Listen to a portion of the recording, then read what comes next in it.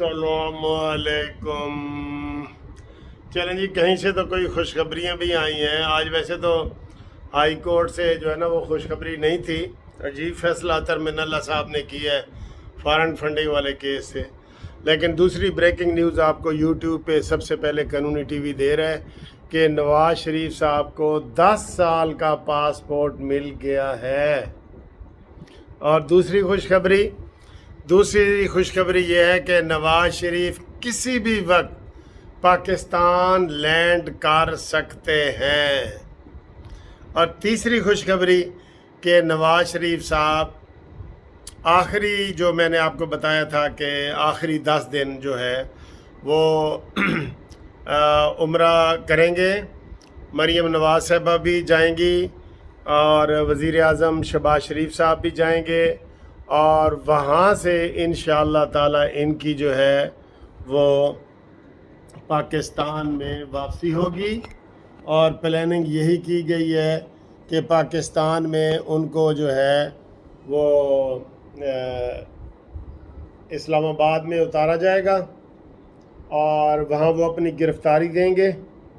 पहली कोशिश ये है कि वहाँ वो बेल बिफोर अरेस्ट बेल करवाएंगे कि मैं जी पेश होना चाहता हूँ, तो फिर उनकी अपील लग जाएगी, अलहदा वो लगेगी, और वो बिल्कुल कानूनी कार्रवाई जो है ना वो करना चाहते हैं, कानून के मुताबिक आना चाहते हैं। वो कोई फ़ायदा नहीं उठाना चाहते कि मेरा भाई वज़ीर आज़म है और मैं उठाऊँ उसको। और उनको पासपोर्ट जो है वो मैंने बताया 10 साल का है। और उम्मीद है कि नवाज शरीफ साहब ईद जो है वो सऊदी अरब में मनाएंगे, और ईद से अगले दिन या उससे अगले दिन वो पाकिस्तान आना चाह रहे हैं। उनके प्रोग्राम यही है कि वो इस्लामाबाद आना चाह रहे हैं। अगर बेल वगैरह को 2-4 दिन की हो गई तो फिर वो लाहौर आएंगे, और लाहौर में जो उनका जाती उम्रा में रहेंगे 1-2 दिन।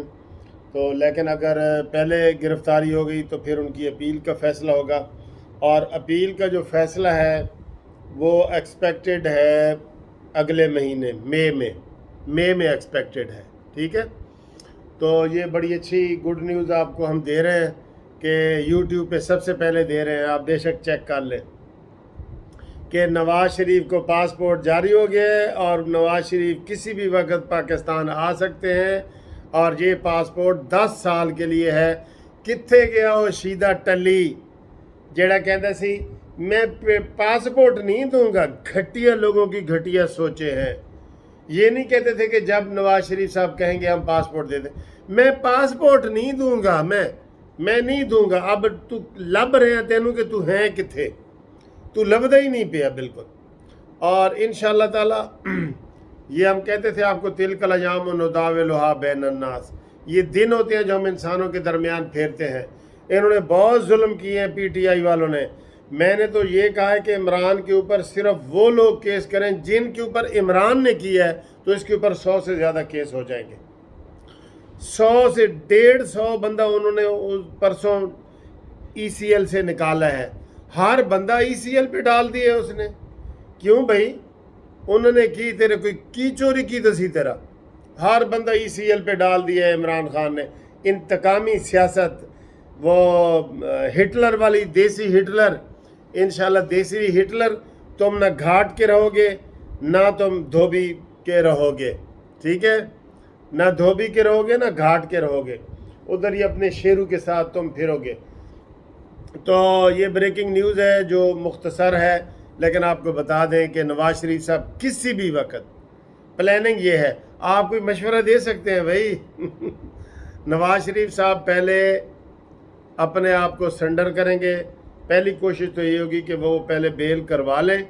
वो बेल होती है अम्ब्रेला बेल, उसे कहते हैं प्रोटेक्टिव बेल, कि मैं जी पेश होने के लिए तैयार हूँ।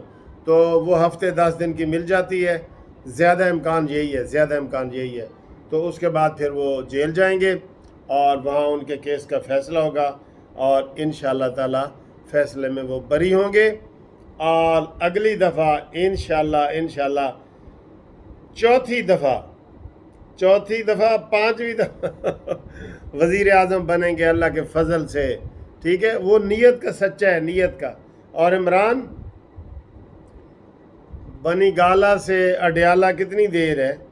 بس وہ ٹائم نوٹ کر لو. تو نے تو ہیلی کاپٹر کو ایسے استعمال کیا جیسے کوئی رکشہ استعمال کرتا ہے.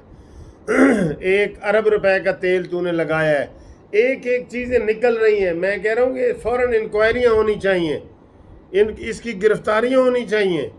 یہ ماننے والا نہیں ہے آسانی سے.